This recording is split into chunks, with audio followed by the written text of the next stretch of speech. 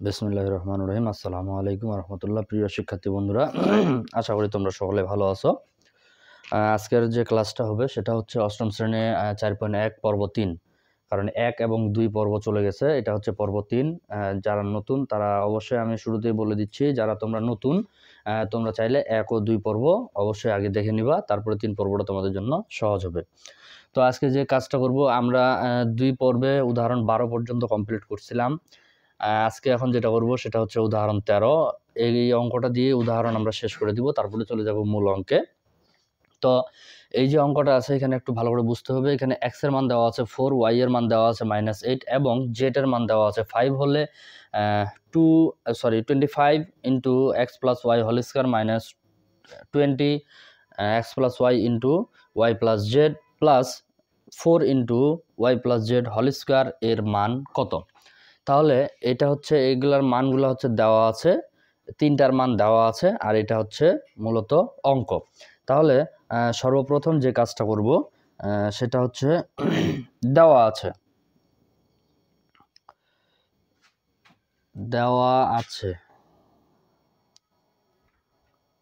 এই অঙ্কটা দুইটা নিয়মে করা যায় ইজিলি ভাবে, যদি তোমরা মনে করো। কারণ এটা মান নির্ণয়, অর্থাৎ মান কত বের করতে বলছে।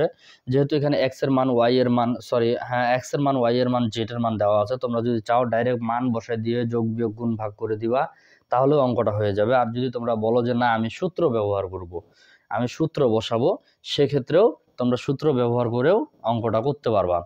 যেমন আমি প্রথমে তোমাদের ডাইরেক্ট মান বসায় অঙ্কটা করার চেষ্টা করতেছি, তারপরে না হয় সূত্রটা দেখাচ্ছি। একটু মনোযোগ সহকারে দেখতে হবে। আগে অঙ্কটা তুলি, মানগুলো বসাই নি না। দেওয়া আছে x equal 4, y equal -8, z equal হচ্ছে 5। তাহলে অতএব অঙ্ক হচ্ছে 25 x plus y whole square minus 20 x plus y y plus z plus 4 y plus z whole square. তো এটা যদি হয়, তাহলে আমি যদি ডাইরেক্টলি মান বসাই, তাহলে 25 থেকে গেল। তাহলে এখানে একটু খেয়াল করতে হবে, হ্যাঁ দ্বিতীয় বন্ধনী দেব। দ্বিতীয় বন্ধনী এই কারণে দেব, এখনই বুঝতে পারবা। কারণ x এর মান কত দেওয়া আছে 4, এই হলো 4 প্লাস এখানে থেকে গেল, এখানে y এর মান হচ্ছে -8, y এর মান -8। এটা গোটাটার উপর হোল স্কোয়ার ছিল, এই জন্য দ্বিতীয় বন্ধনী করে হোল স্কোয়ার, -20 ছিল থাকে গেল।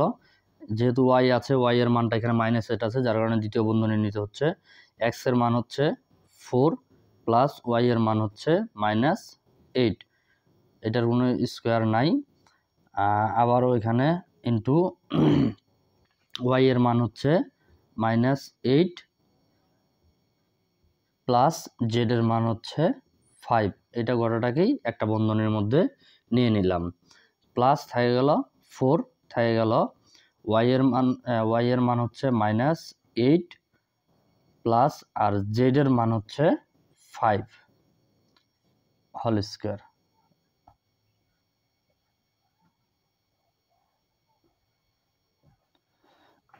আশা করি এখান থেকে বুঝতে পারছো। 25 থেকে গেল। তো এখানে যে এখন ব্র্যাকেটগুলো আছে, ব্র্যাকেটগুলো আমরা আগে তুলানোর চেষ্টা করব। তাহলে 4 প্লাস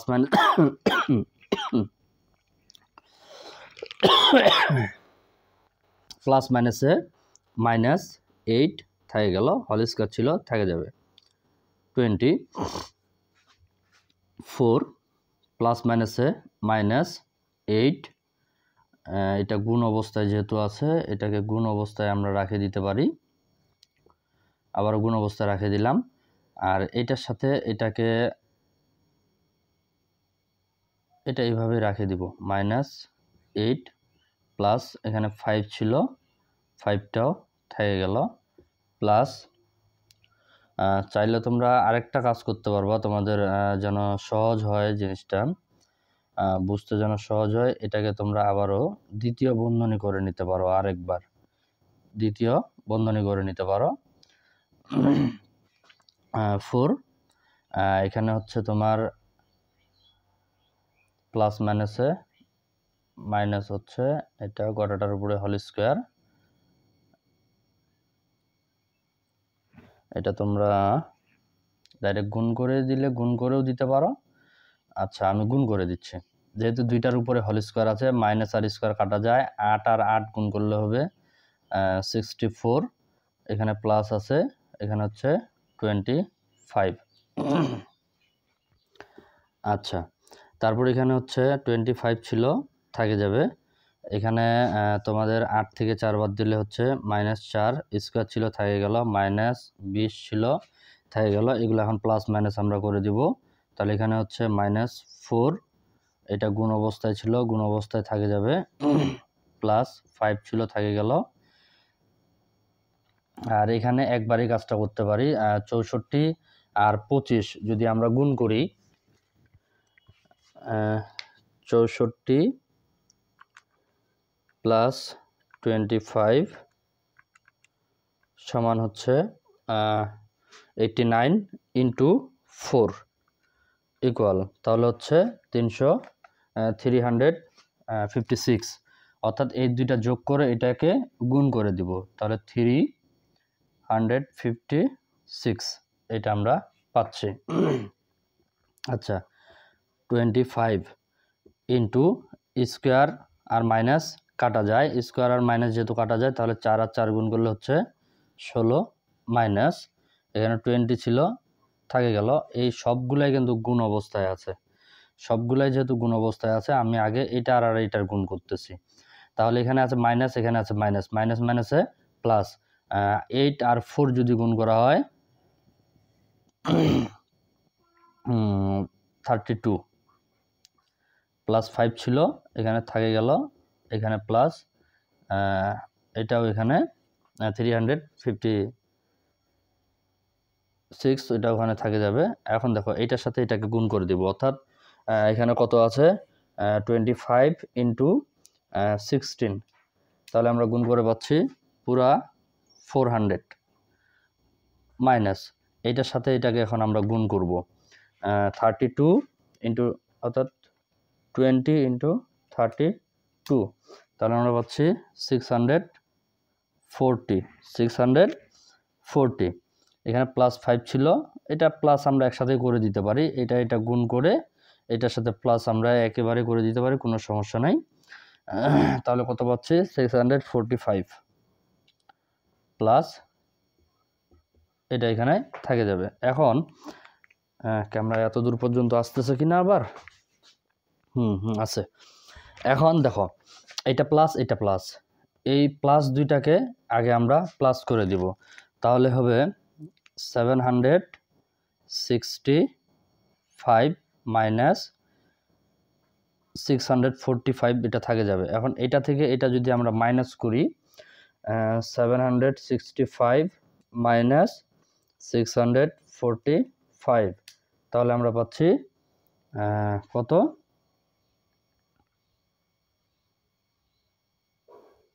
120, এটাই অ্যান্সার। এই অঙ্কের এটাই অ্যান্সার।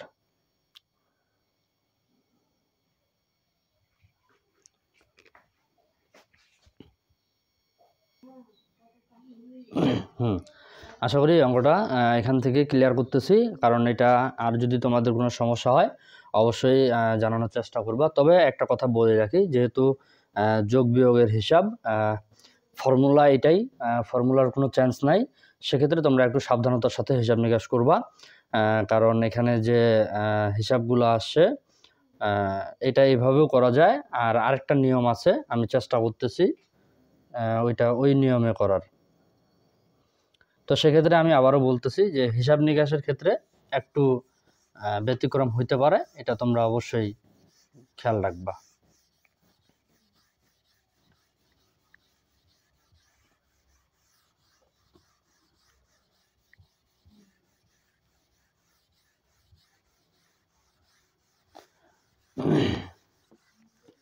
আর আরেকটা যেটা নিয়ম আছে সেটা হচ্ছে তোমরা এখানে ডাইরেক্টলি সম্পূর্ণটা যদিও করে দিব না, এর আগে এরকম অঙ্ক তোমাদের করাইছি। এখানে তোমরা ধরি নিবা, ধরি দিয়ে এখানে তোমাদের মনে করি লিখতে হবে x plus y, x plus এই যে এখানে যেটা আছে এক্স প্লাস ওয়াই এর মান ধরতে হবে এ, আর ওয়াই প্লাস জেড এর মান ধরতে হবে বি। তাহলে প্রদত্ত রাশি আসতেছে তোমাদের, এখন রাশিটা আমরা বসাই 25x plus y whole square minus 20x plus y plus z plus 4 into y plus z whole square. এটা হচ্ছে তোমাদের প্রদত্ত রাশি অর্থাৎ মূল অঙ্ক। তাহলে এখানে যে 25 ছিল 25 থাকে যাবে, এক্স প্লাস ওয়াই এর মান আমরা কি ধরছি এ, তাহলে স্কোয়ার এখানে থাকে গেল মাইনাস 20, এটার মান ধরছি আমরা এ, এইটার মান ধরছি বি প্লাস 4, এইটার মান ধরছি আমরা বি, স্কোয়ার এখানে থাকে যাবে। তাহলে আমরা মান ধরে অর্থাৎ এখানে মান ধরে নিয়ে আমাদের যে মানটা পাচ্ছি এখানে 25 এ square minus 20 A B plus 4 B square. তো এটাকে আমরা সূত্র বানাবো, এটাকে কি বানাবো? সূত্র বানাবো। তবে তোমাদের খেয়াল রাখতে হবে আমরা যদি 25কে ভাঙাইতে যাই, সহজ ভাষায় আমরা বুঝি 25কে ভাঙাইতে গেলে আমরা 5-এর উপরে যদি স্কোয়ার দেই তাহলে কিন্তু 25 হয়। কারণ আমরা এখানে একটা সূত্র বসানোর চেষ্টা করব। সূত্রটা হবে এই রকম, A square plus 2ab plus B square, এই সূত্রটাই ওখানে বসবে। তো ওইটাকে যদি আমরা সূত্র আকারে সাজানো যায় বা সাজাইতে পারি তাহলে এই অঙ্ক হয়ে যাবে। আর এরকম একটা উদাহরণে তোমাদের পর্ব 2-এ সম্ভবত ছিল, ওইটা তোমরা বাকিটা একটু দেখে নিতে পারবা। তাহলে এখানে হচ্ছে 5a, এটাকে আমরা হোল স্কোয়ার করলাম, তাহলে এটা হচ্ছে এ স্কোয়ার বানাইলাম, এ স্কোয়ার যদি আমরা বানাইতে যাই তাহলে এখন আমরা দেখি যে আগেরটার সাথে আবার মিলতেছে কিনা। 5 আর 5 যদি আমরা অর্থাৎ 5-এর উপর স্কোয়ার আছে তার মানে 5 আছে দুইটা, 5 আর 5 যদি গুণ করি তাহলে 25, এ আর স্কোয়ার গুণ করলে এ স্কোয়ার, এখানে মাইনাস আছে মাইনাসটাকে রাখে দিলাম। আমি একটু এটা অন্য সিস্টেমে বোঝাবো। মাঝখানে আমরা কি বসাই 2ab ঘরটা এই যে জায়গাটা এটা আমি গ্যাপ রাখলাম, শেষে এখানে প্লাস আছে, এই প্লাসটা এখানে বসাইলাম, 4টাকে ভাঙাবো 2b দিয়ে, অর্থাৎ 4কে ভাঙালে 2 আর বিটাকে রাখে দিব, এই হলো স্কোয়ার। তাহলে 2 আর 2 যদি আমরা গুণ করি তাহলে হচ্ছে 4, বি আর স্কোয়ার যদি আমরা গুণ করি তাহলে হচ্ছে বি স্কোয়ার। এখন তাহলে এটা হচ্ছে আমাদের এ স্কোয়ার, এটা হচ্ছে বি স্কোয়ার। আমরা একটু সূত্রতে আবার ফিরে যাব। তাহলে আমরা যদি এ স্কোয়ার পাই আর বি স্কোয়ার পাই, এটা হচ্ছে এ স্কোয়ার, এটা হচ্ছে বি স্কোয়ার, মাঝখানে আমাদের নাই কি 2ab। আচ্ছা, 2টা আমি এখানে সূত্র থেকে নিয়ে গেলাম, তারপর কি আছে এ বলতে এটা, তাহলে এখানকার এ যেটা এটাই এ, তাই না?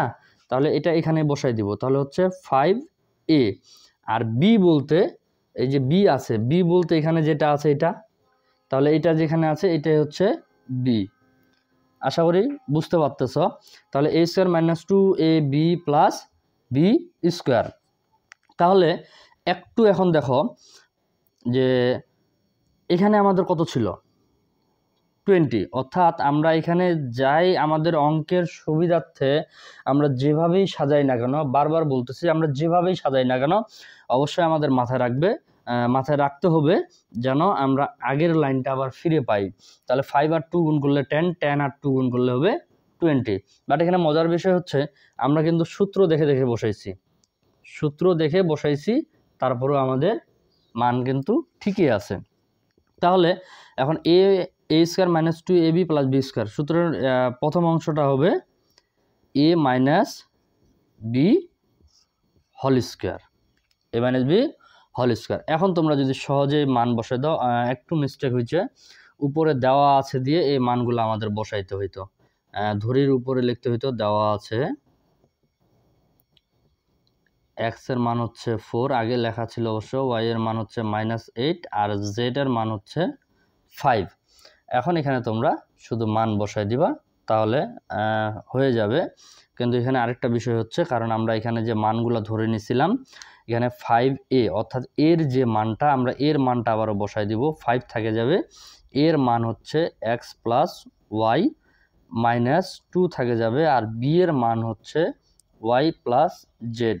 কারণ আমরা যদি হুবাহুব ওই শুধু এ আর বি এর মান বসাইতে চাই তাহলে কিন্তু হবে না, কারণ বি এর মান এটা, এর মান এটা, ওই মান বসাই দিলে এখানে কিন্তু হবে না। এখানে তার বিপরীত মানটা আবার এখানে এই যে এ বি এর বিপরীত মানটা আবার বসাই দিতে হবে, এ এর বিপরীত মানটা এখানেও বসাই দিতে হবে। এখন আগের নিয়মে এক্স এর মান বসাবা, ওয়াই এর মান বসাবা, আর এখানে ওয়াই এর মান বসাবা, জেড এর মান বসাবা, এই যে মানগুলো যেভাবে আছে মান বসাই দিয়ে যোগ বিয়োগ করে দিবা, ইনশাআল্লাহ আর সমস্যা হবে না।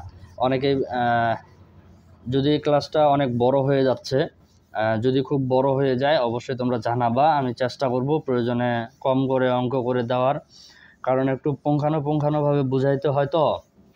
কারণ আমি চাই যে তোমরা একেবারে শুরু থেকে, অনেকেই যারা ভালো স্টুডেন্ট অবভিয়াসলি তাদেরকে বলবো যে তোমরা তো খুব ভালোই, কারণ তোমাদের সহজে একটুতে বুঝলেই তোমাদের হয়ে যায়, তোমাদের জন্য এত কথা বলার লাগে না। কিন্তু যারা একটু অঙ্ক থেকে একটু যারা বাইরে ছিল, কারণ বিগত যে অধ্যায়গুলো ছিল, বা তোমরা যখন সপ্তম শ্রেণীতে পড়তা তখন অঙ্কটা একটু তোমাদের ওই যে হোমওয়ার্ক, ছক দিয়ে এটা সেটা দিয়ে তোমাদের ক্লাসগুলা, দলীয় কাজ, এগুলা দিয়েই তোমাদের সময়গুলো কিন্তু পার হয়ে চলে গেছে।